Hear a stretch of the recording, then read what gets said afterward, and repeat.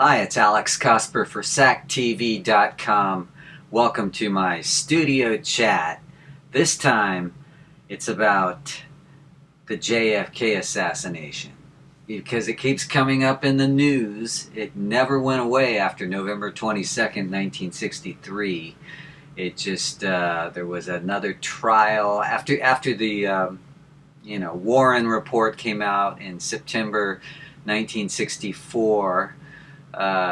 You had another trial later on, 5 years later, that the movie JFK was based on. And that movie came out in 1991, but it was based on a 1969 trial of Clay Shaw, a New Orleans businessman who the district attorney there said was involved in paying assassins, but he was acquitted. Clay Shaw was acquitted, and the case went away only for about 5 years, though. And then the Rockefeller Commission investigated the CIA.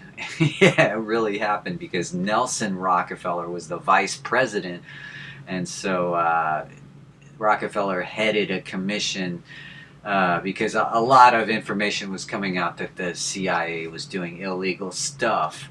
So, that led to the Church Committee, the Frank Church Committee, Senator Frank Church of Idaho, a Democrat who exposed a lot of corruption in government. And unfortunately, he was not reelected in 1980 in the Reagan sweep. A lot of great politicians got swept out of office because of the Reagan sweep. But getting back to JFK, why is that case still so memorable and keep popping up in history? Like, it didn't just end with the movie in 1991 with the Oliver Stone movie. That movie actually raised questions in Congress to where they reopened the case a little bit. And I forgot to mention, in late 70s, the House Select Committee on Assassinations, they reopened the case and found that JFK's death was probably the result of a conspiracy. Yeah, on government record. And then big dumb media forgets to always say that. They always quote the original Warren report, which was kind of has been debunked after all these years on several positions, because it all hinged on this single bullet theory that one man did all the shooting, 3 shots from behind the presidential limo from the Texas School Book Depository. And they always forget to tell you that that building was owned by a close friend of Vice President Lyndon Johnson.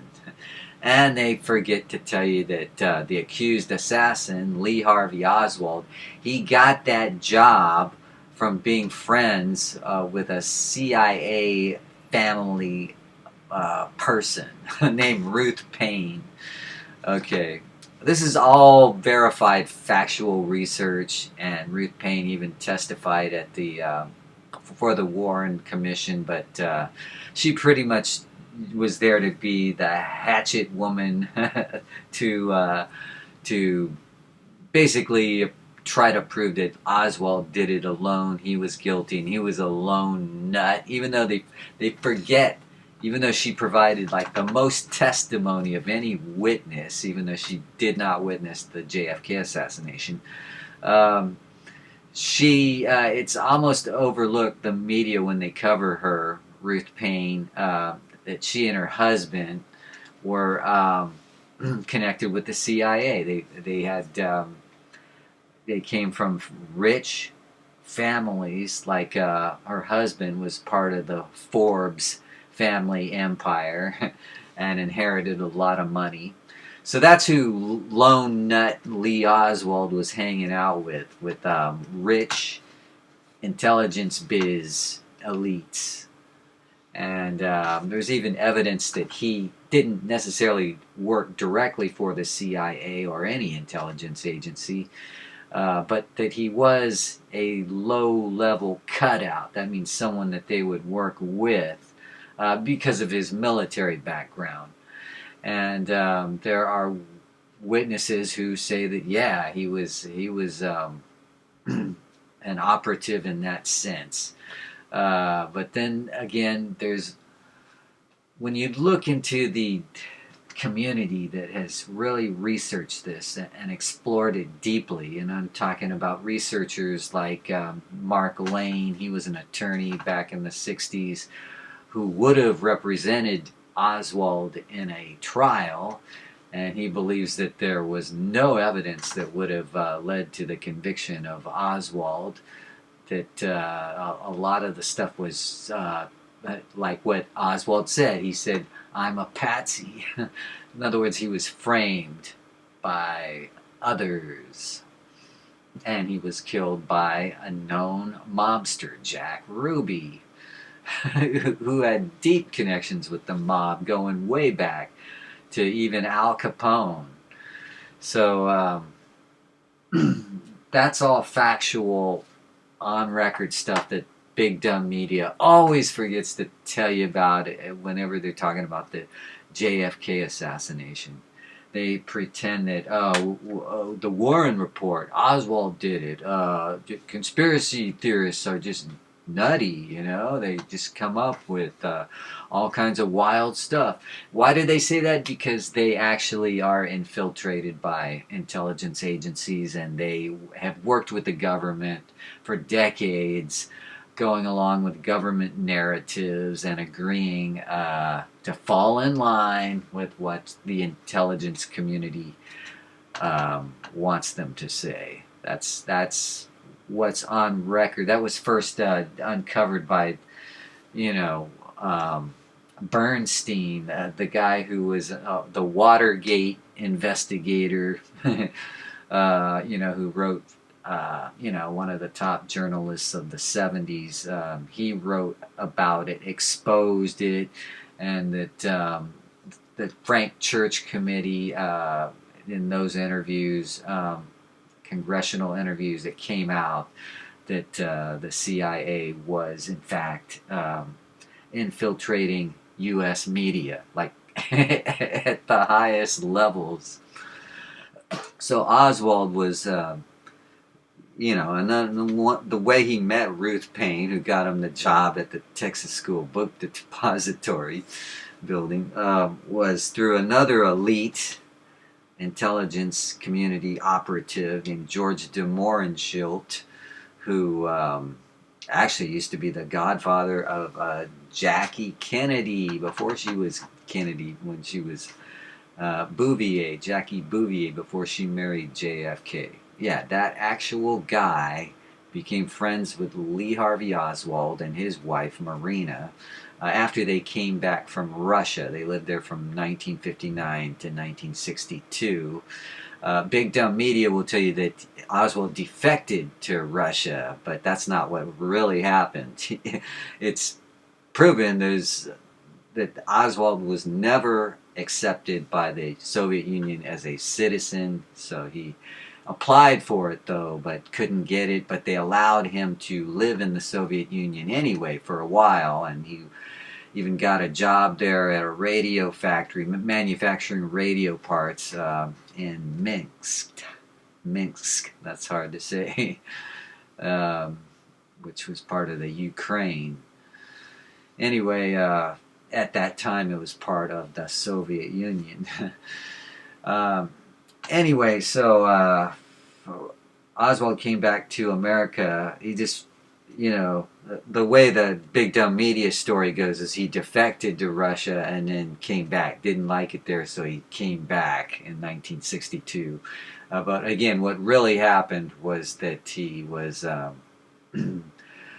well, we don't really know what really happened, other than the CIA was reading his mail while he was there, so they knew who he was. See, they lied later on, saying, "Oh, we don't know Oswald. He was like some lone nut. How could we be keeping track of him when he was a nobody?" When it turns out they were tracking him while he was in the Soviet Union for 3 years.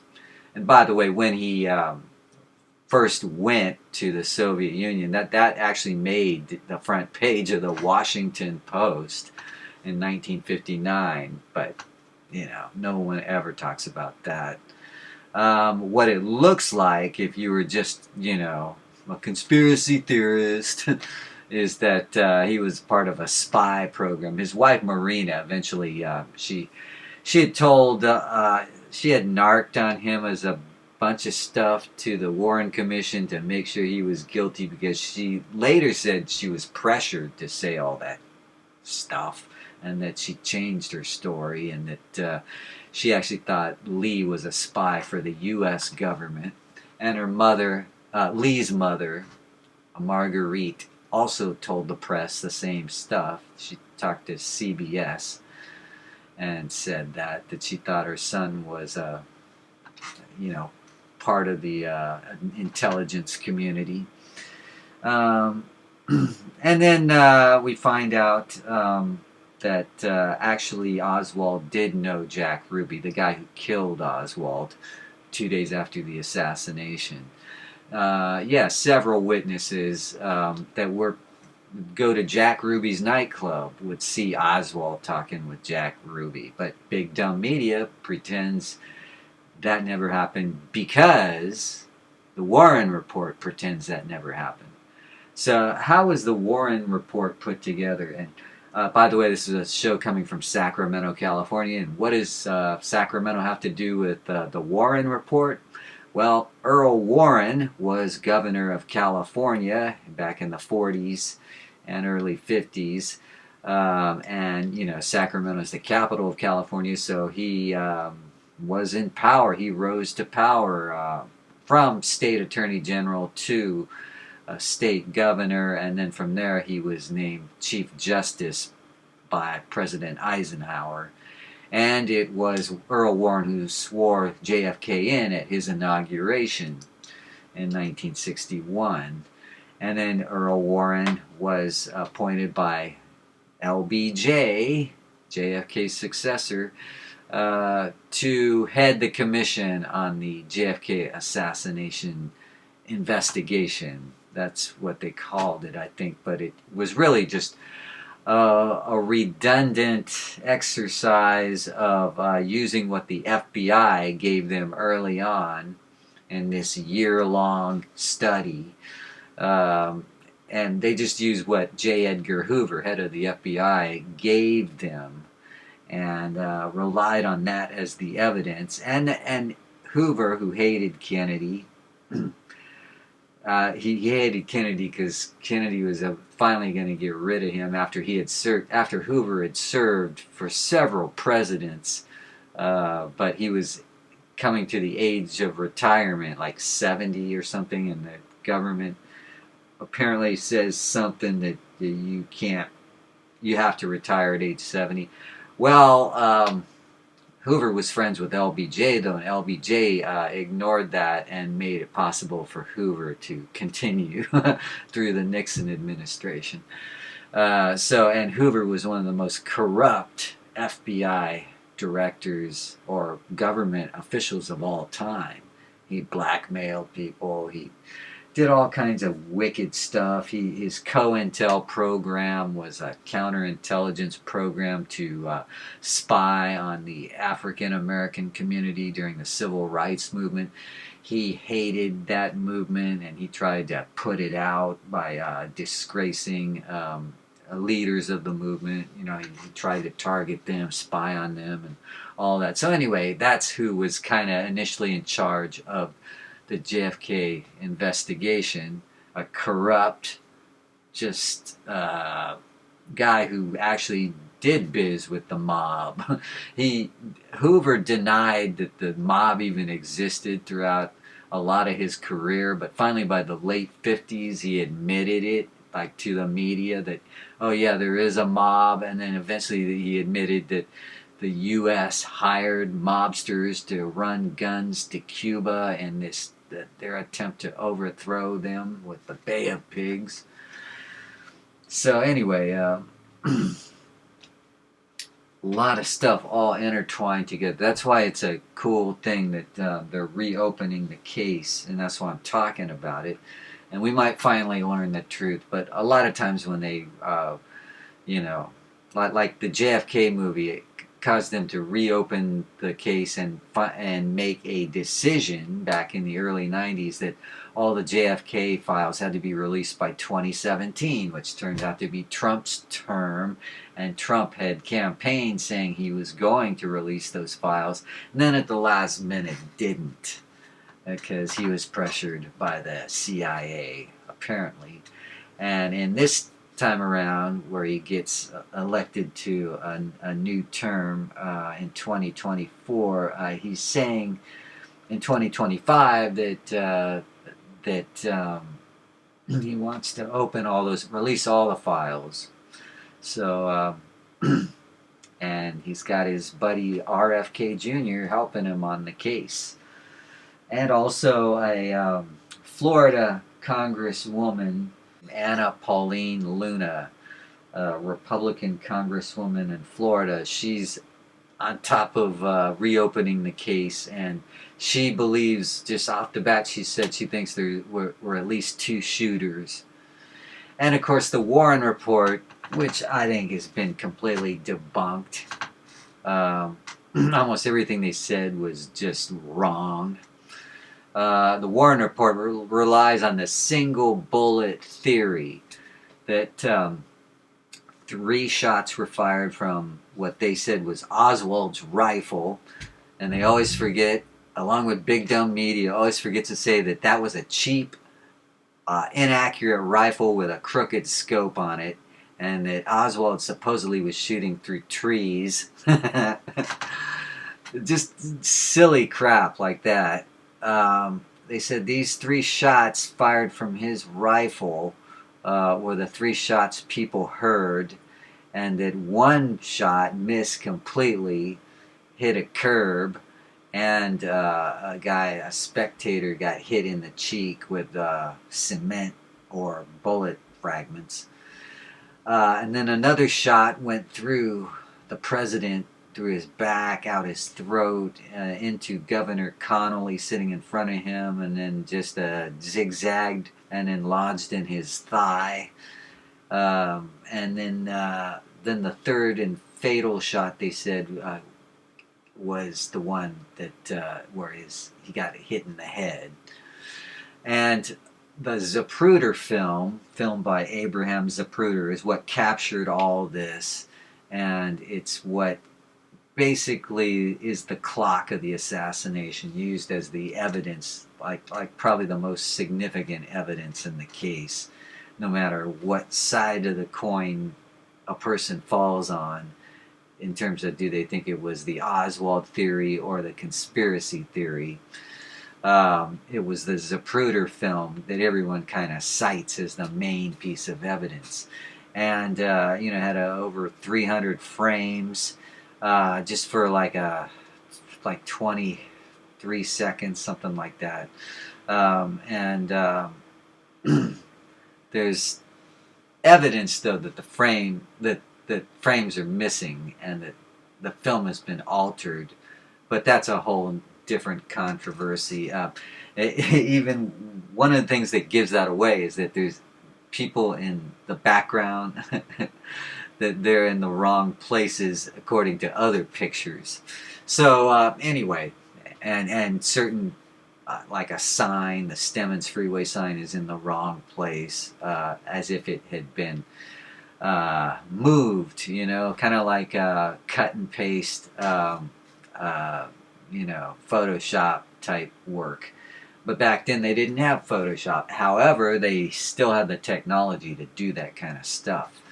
It was called matting, and it involved just physically moving like animated strips over glass, over a background, and you could actually do all kinds of things with film in the early 60s that wasn't generally known to the public. But if you went on a tour of like Universal Studios or something, you could have found this out. It wasn't like secret information. So anyway, um, JFK was killed by the fatal headshot, but his body flew backward, indicating the shot came from the front. So that contradicts the Warren report right there. And that is just like no brainer physics, you know.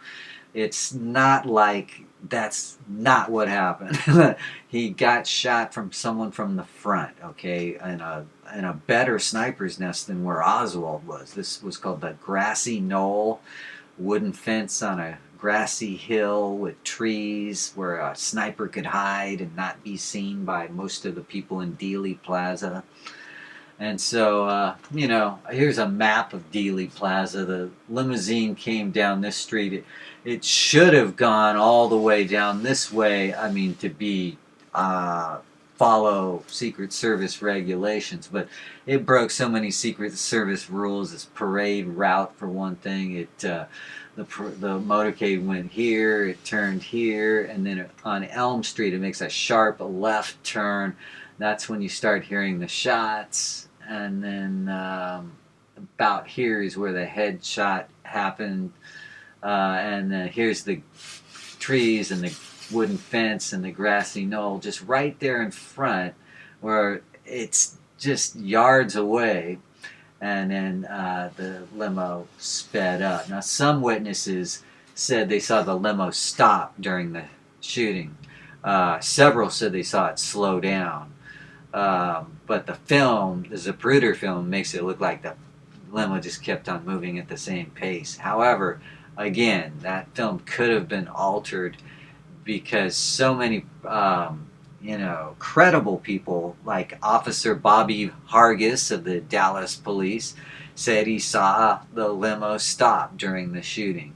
And so did a writer for the Dallas Morning News.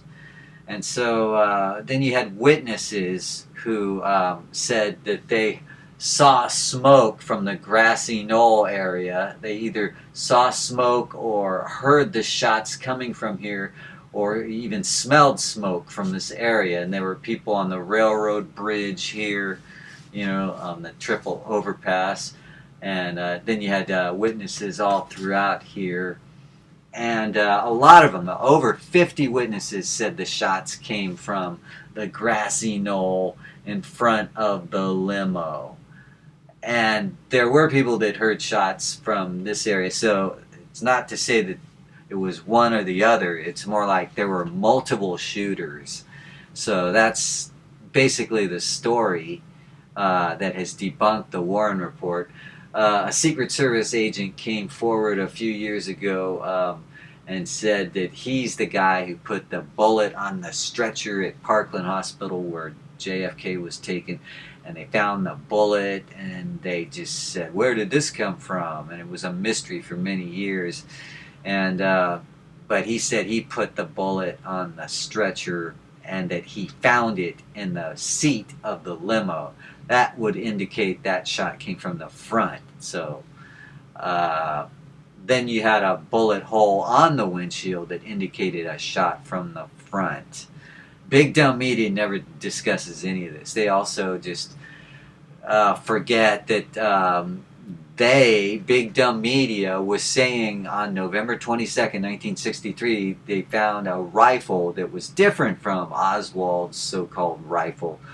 They found a 7.65 German Mauser, a high-powered rifle, way better than Oswald's rickety, old, cheap, inaccurate rifle. And Oswald himself wasn't that good of a shooter. During the time he was in the Marines, he was, you know, considered a marksman, and that's like near the bottom of rankings of shooters. Like the top thing you could be is an expert, and then sharpshooter, then marksman, and then under that, I guess, just nobody, I guess. Anyway, all this stuff we were told about Oswald are just myths told by the Warren Report and Big Dumb Media. They want you to think he was just some loner, just some loser who just happened to have access to the president that day and happened to outsmart the Secret Service and was able to kill the president. The only successful thing he ever did in his life, other than that he was a loser, is the way the Warren Report paints him. Just a loner that nobody knew, even though he hung out with intelligence biz elites that helped fund him and set him up so that he began working at this building where he became the leading suspect at the time of the later that day. But yeah, the big dumb media, they just forget that Officer Roger Craig was part of the team that discovered the German Mauser rifle, the high-powered rifle, in the Texas School Depository building on the day of the assassination, which Walter Cronkite on CBS even talked about. All three networks talked about it. And then within a few days, they just stopped talking about that rifle, and then they started talking about the one that supposedly Oswald purchased that did not have his fingerprints on it at the time of the shooting, of like not on the day he was caught or arrested on November 22nd, 1963. They could not find his fingerprints until after he was killed. He was killed 2 days later, and then some agents visited the morgue where Oswald's body was, and then after that, somehow the rifle fingerprints were there. Oswald's fingerprints were on the rifle. So they forget that there's all this planted evidence and manipulated stuff and a big government secret. Why was the government keeping this such a big secret? Well, the Secret Service didn't do their job that day, that's for sure. If you watch footage of the assassination or the Zapruder film, you'll see that no one was riding on the limo like they should have been. The Secret Service guy, Clint Hill, who ran toward the limo during the shooting, he was there to protect Jackie, so no one was covering the president except Jackie, his only bodyguard, and she didn't know how to bring his body down during the shooting, or she might not have known about what was going on, whereas in front of her, Mrs. Connolly pulled down John Connolly's body to avoid him getting shot further. So anyway, there's all this conflicting stuff. The body falls backwards during the shots, and brain matter sprayed backward onto the motorcycle windshield of Officer Bobby Hargis, who then parked his bike, ran up the grassy knoll. That's where he thought the shots came from. And a crowd of people ran up there too at the time. They didn't find anything except Bobby Hargis found a guy named Roscoe White, a Dallas police officer who recently joined the force. He saw him there, and another witness saw Roscoe White there, and that was Beverly Oliver, who was taking a film at the time, but that film was confiscated by the FBI and never returned to her.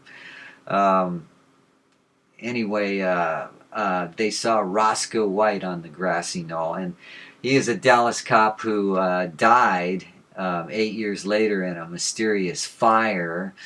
And on his deathbed, he told it was a strange explosion, okay, and he had written in his diary that his son had access to, that he was the shooter on the grassy knoll, Roscoe White. And he even said that on his deathbed to a priest. He also admitted to killing several other people. And in his diary, he indicated that some of these people might have been witnesses to the JFK case who disagreed with the Warren Report, because several were, like about 50 of them, witnesses who disagreed with the Warren Report and weren't even used in the Warren Report, but kept talking to the media. A lot of them died mysteriously from murder or weird car deaths. But here's a list of people, witnesses, who actually saw smoke from the grassy knoll, heard shots from there, or smelled smoke. And they included Bobby Hargis, Gene Hill, Beverly Oliver, um, Richard Dodd, Bill Newman, Ed Hoffman, Lee Bowers, Sam Holland. So basically, lots of people. They weren't even. They were just ignored by the Warren Report and Big Dumb Media, the closest witnesses. And of course, Connolly, riding in the car, he said he was not hit with the same bullet as JFK. He heard a shot. His wife turned around and saw that JFK had grabbed his throat and didn't say a word. And then they heard another shot, and Connolly goes down. So Connolly didn't hear the second shot, but he clearly knows he was turning around, had time to move around before he got hit. And that could have been a suppressor. Like, people might have heard 3 shots, but there were more than 3 shots going on, like because of suppressors, silencers. And so, that's audio perception. And there could have been shots on top of shots, kind of like when they do harmony at a recording studio, voices on top of voices. Just like in reality, you could have shots on top of shots. They could be orchestrated by a team that is professionally, that does that professionally. Anyway, Watergate burglar E. Howard Hunt eventually said on his deathbed that he was part of Operation 40, a CIA group that was, their goal was to overthrow Castro, to actually assassinate him. But he was on that team, and that was the same team that was used to kill JFK, according to E. Howard Hunt, the Watergate burglar, CIA man who spent time in prison in the 70s because of his role in Watergate. So anyway, he actually mentioned that LBJ was kind of the main brains behind this whole operation to get rid of JFK because, he benefited the most. And JFK's mistress, Madeline Brown, she said that the night before the assassination that Lyndon told her that the Kennedys wouldn't embarrass him ever again after tomorrow. Then Lyndon's lawyer has gone on record on video saying that he somehow knows for a fact that Lyndon was involved in the assassination because he was about to be indicted for bribery and all this other stuff, and he was going to be dropped from the ticket from JFK. That's what JFK told his personal secretary. Her name was Mrs. Lincoln. She wrote a book about it later on, and saying that she thought JFK was killed by a conspiracy, but she said that JFK was certain that he was going to drop he was going to drop LBJ from the 1964 ticket.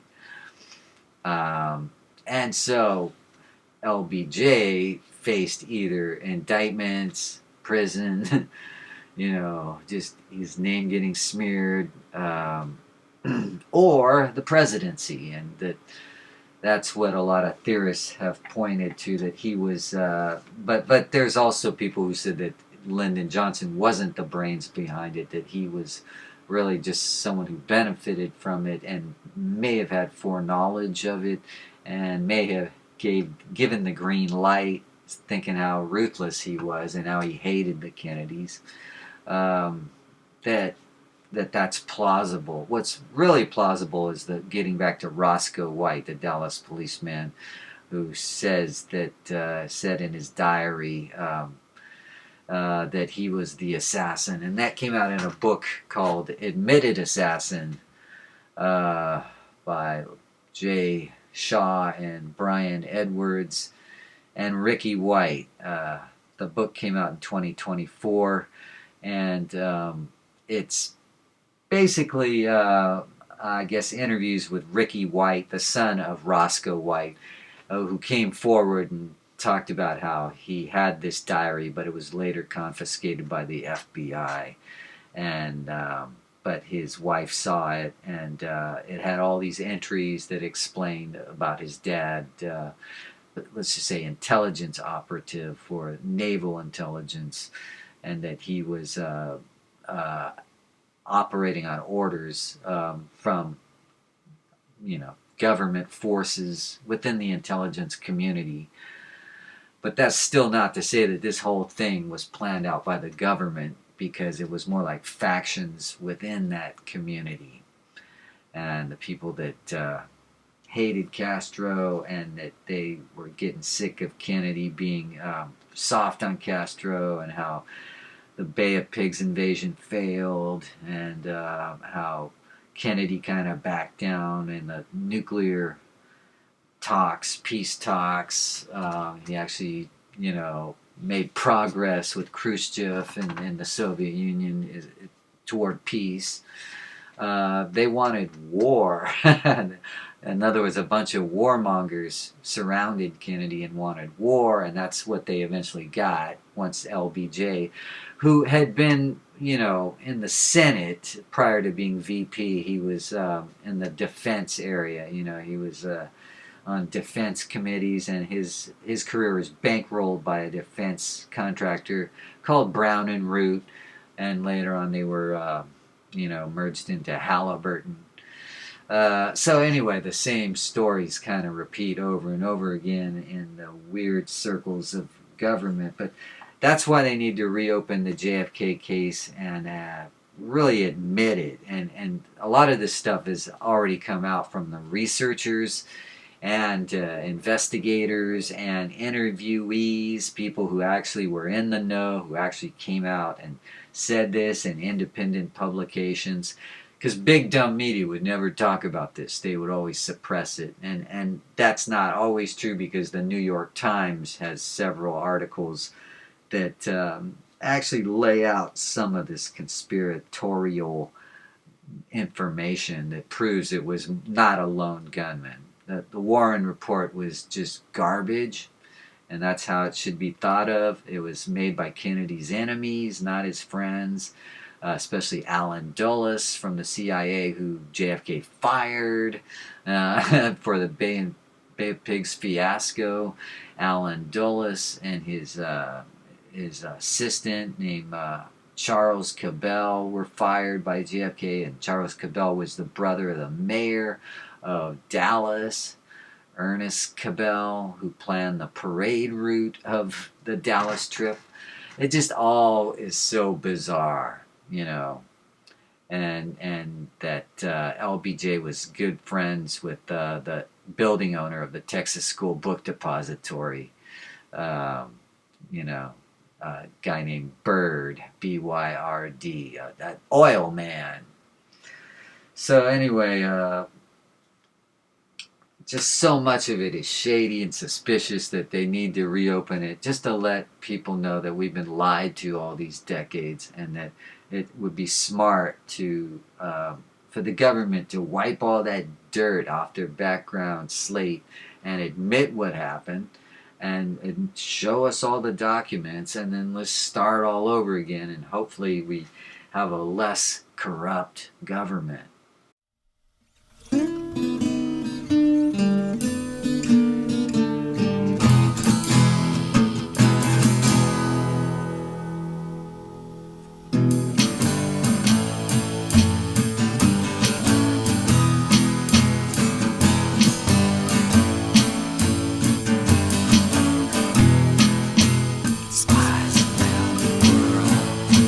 Spies around the world.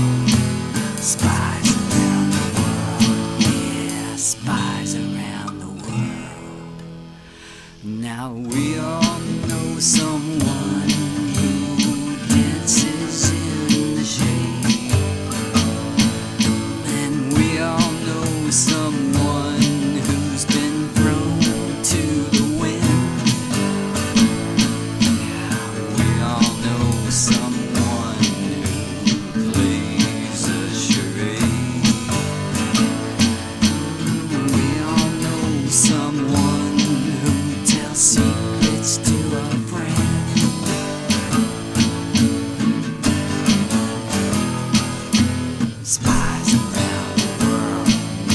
Spies around the world. Spies around the world. Love to fly all around the world. 1960 TV debate on a shot-down plane. 1961 Bay of Pigs brought more pain. 1962 nuclear missiles were the scare. 1963 tragedy filled the air.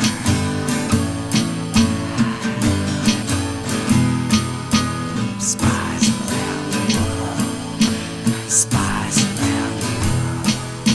Spies around the world. Spread lies around the world. 1964 paranoia led to war. 1965 divided nation at its core. 1966 the counterculture had its say. 1967 global love in heyday.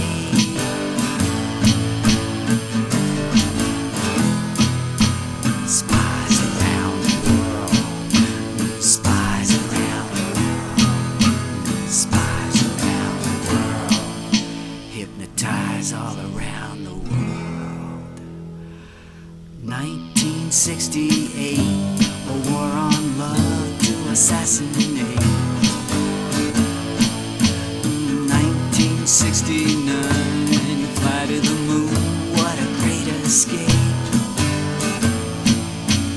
1970 was the peak of the protest song. 1971 imagine leaks proved war was wrong.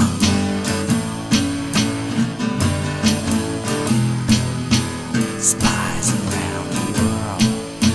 Spies around the world. Spies around the world. Use disguises around the world. 1972 very few people knew about the spies and lies, hush funds, slush funds, blackmail and bribes, secret operations, infiltrations, hit lists of witnesses, silenced by violence and creepy vibes. Very few people knew. Now millions do.